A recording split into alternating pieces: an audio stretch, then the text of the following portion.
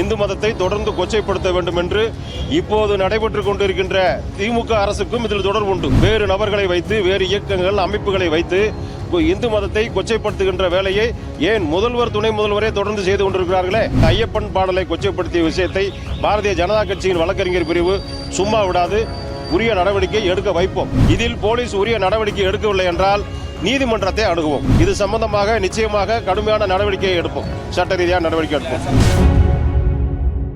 வழக்கறிஞர் பிரிவு, பாரதிய ஜனதா கட்சியின் வழக்கறிஞர் பிரிவின் சார்பாக இது சம்பந்தமாக தொடர்ந்து புகார் கொடுத்து கொண்டிருக்கிறோம். இது சம்பந்தமாக நிச்சயமாக கடுமையான நடவடிக்கையை எடுப்போம், சட்ட ரீதியான நடவடிக்கை எடுப்போம்.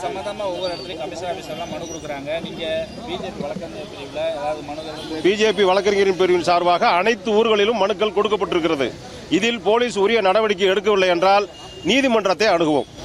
தொடர்ந்து இந்து மதத்தை அப்படி கொச்சப்படுத்துறது, தாக்குதலமாக இருக்கிறதுக்கு நம்ம என்ன மாதிரியான நடவடிக்கை எடுக்கிறது? தொடர்ந்து இது மாதிரி தாக்குதல்கள் நடைபெற்று வருகிறது என்பது ஊடகவியலாளர்கள் உங்கள் அனைவருக்கும் நன்றாக தெரியும், பொதுமக்களுக்கும் நன்றாக தெரியும். இது ஒரு திட்டமிட்ட சதி. இந்து மதத்தை தொடர்ந்து கொச்சைப்படுத்த வேண்டும் என்று இப்போது நடைபெற்று கொண்டிருக்கின்ற திமுக அரசுக்கும் இதில் தொடர்பு உண்டு. அதுதான் நாங்கள் சொல்ல வருகிற விஷயம். அதாவது வேறு நபர்களை வைத்து, வேறு இயக்கங்கள், அமைப்புகளை வைத்து இந்து மதத்தை கொச்சைப்படுத்துகின்ற வேலையை ஏன் முதல்வர், துணை முதல்வரே தொடர்ந்து செய்து கொண்டிருக்கிறார்களே.